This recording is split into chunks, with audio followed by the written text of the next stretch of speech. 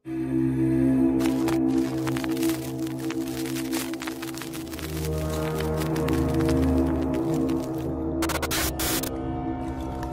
Resti. Aku adalah salah satu mahasiswi di salah satu kampus swasta di kota Bandung. Di kampus, aku mengikuti kegiatan tambahan dari kampus, yaitu Himpunan Mahasiswa Seni Musik. Pada saat itu, aku diajak oleh himpunan tersebut untuk melaksanakan sebuah kegiatan festival musik yang akan diadakan di kampusku. Kami melaksanakan pembentukan panitia, sampai ke technical meeting, dan sampailah pada acara itu.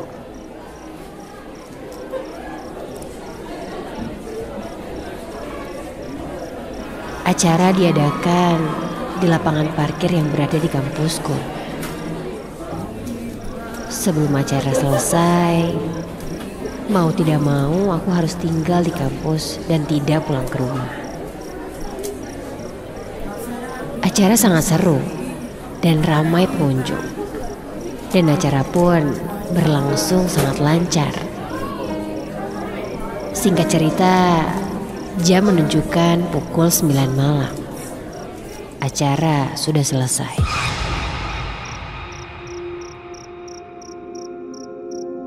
Aku yang jadi bagian logistik waktu itu harus merapikan kembali dekorasi-dekorasi yang terpasang di sepanjang area event.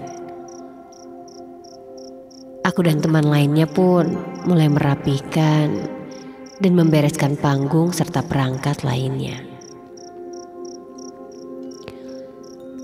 Ketika kami sedang membereskan dekorasi, tiba-tiba aku seperti mendengar ada suara orang sedang bersenandung.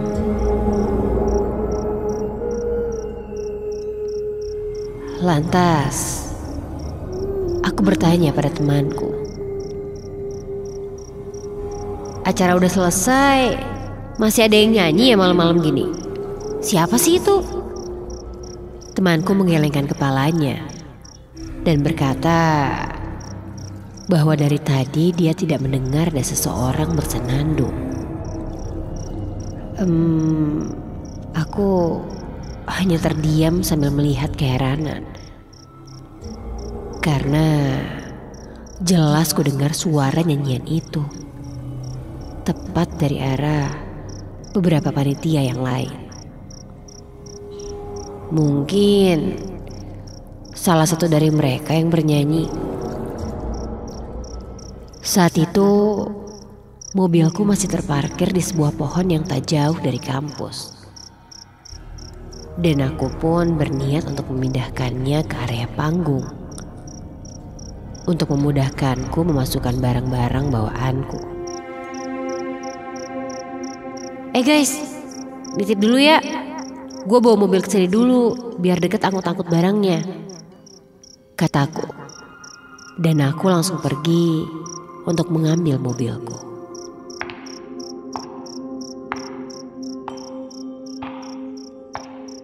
Sesampainya di tempat aku memarkirkan mobil, kulihat hanya mobilku saja yang ada di sana. Sepertinya tidak ada yang parkir di sini selain aku. Aku pun berjalan dan sampailah di depan mobilku. Ketika aku nyalakan mobilku, loh, kok kenapa nggak nyala sih? Gumamku sedikit kesal. Terpaksa aku harus meminta bantuan temanku untuk memeriksanya. Aku pun berniat kembali menuju teman-temanku di area lapangan.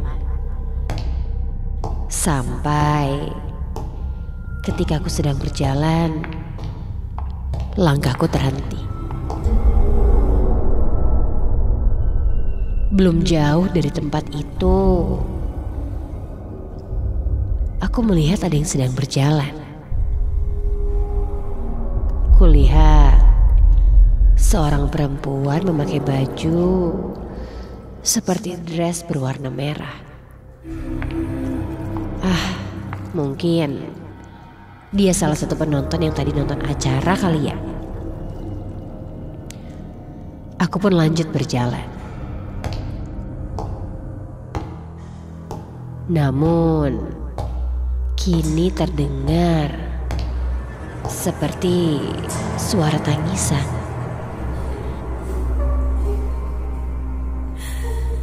Ya, suara tangisan yang berasal dari perempuan bergaun merah itu. Sampai aku pun berpapasan dengannya. Perempuan itu melihatku dengan tatapan yang sangat kosong sekali. Mulutnya seperti mengucapkan sesuatu, namun aku tidak paham maksudnya. Aneh deh nih cewek, kataku dalam hati. Dan aku pun melewatinya. Ketika berjalan melewatinya, penasaran, aku pun menengok ke belakang. Dan, loh, kemana? Sosok perempuan itu menghilang. Aku menerawang ke sekitar dan benar-benar tidak ada jejaknya.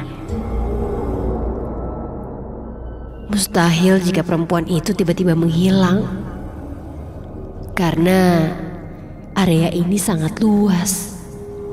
Jadi harusnya dia masih ada di sekitar sini.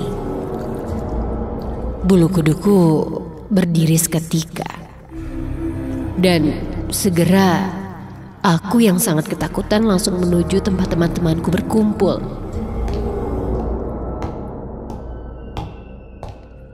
Singkat cerita, aku pun sudah berada di area lapangan kembali. Aku memberi info kalau mobilku mogok. Jadi tidak mungkin dipakai untuk membawa barang-barang logistik. Sampai akhirnya kami pun memutuskan untuk menundanya sampai besok pagi. Melihat waktu pun yang sudah larut malam.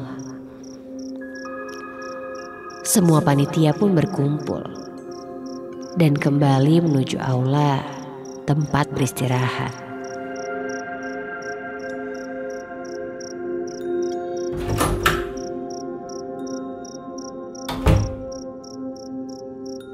Aku pun segera siap-siap untuk istirahat dan mengambil posisi untuk tidur.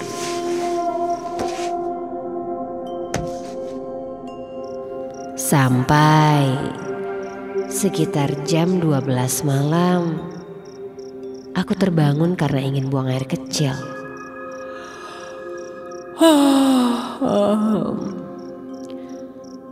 Aku segera mungkin bangun.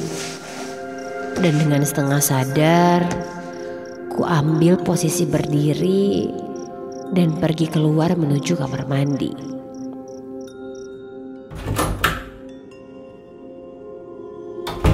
Sesampainya di luar aula panitia, aku merasakan hawa yang cukup lebih dingin.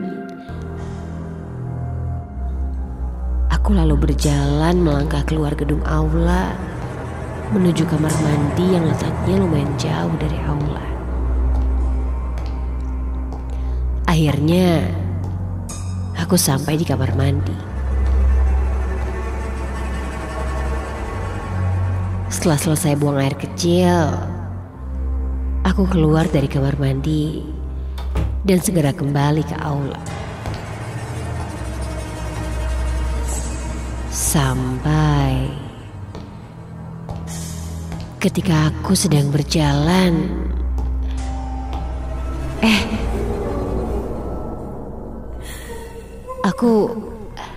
aku mendengar ada seseorang menangis, disertai senandungan yang menggema di telingaku. Kupasang telingaku kemana suara itu berasal. Kulihat ke sekitar, tapi tidak ada siapa-siapa. Mendengar itu, aku mempercepat langkahku hingga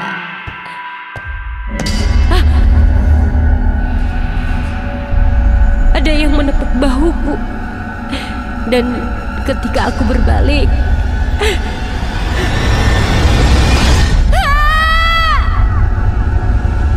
aku melihat sosok yang tadi aku lihat di tempat parkir.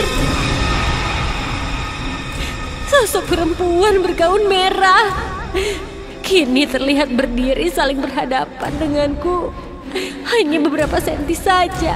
Dan kini kulihat jelas wajahnya. Wajahnya tidak berbentuk dan sangat menyeramkan.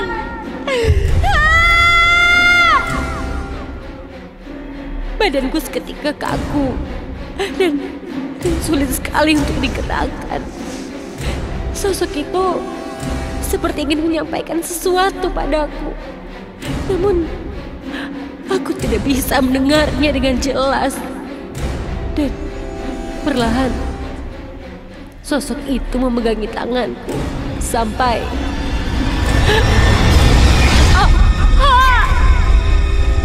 tangannya kini berada di leherku dan dia berusaha mencekikku. Nafasku mulai sesak. Aku mencoba sekuat tenaga menggerakkan badanku, namun aku tak bisa. Aku hanya bisa membaca doa-doa, berharap makhluk itu segera pergi dari hadapanku. Sampai badanku pun semakin lemas dan aku tak ingat apa-apa lagi.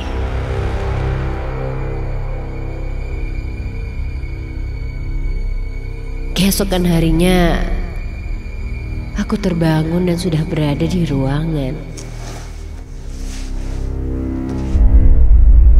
Katanya, aku ditemukan oleh satpam yang berjaga, tertidur di tempat aku memarkirkan mobilku.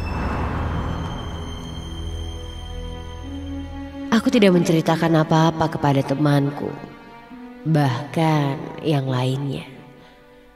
Sampai setelah 1 minggu kemudian, aku baru menceritakan kepada salah satu temanku yang indigo. Katanya aku sudah diikuti oleh sosok perempuan itu. Hal itu terjadi karena pikiranku yang sedang kosong dan aku banyak melamun sendirian. Aku pun lalu dibersihkan oleh temanku itu agar tidak diikuti oleh makhluk itu lagi. Setelah kejadian itu, barulah terungkap tentang sosok itu. Ternyata itu sosok hantu penunggu di tempat aku memarkirkan mobilku. Katanya sosok itu merasa terganggu dengan keberadaanku yang sembarangan dan tidak izin terlebih dahulu.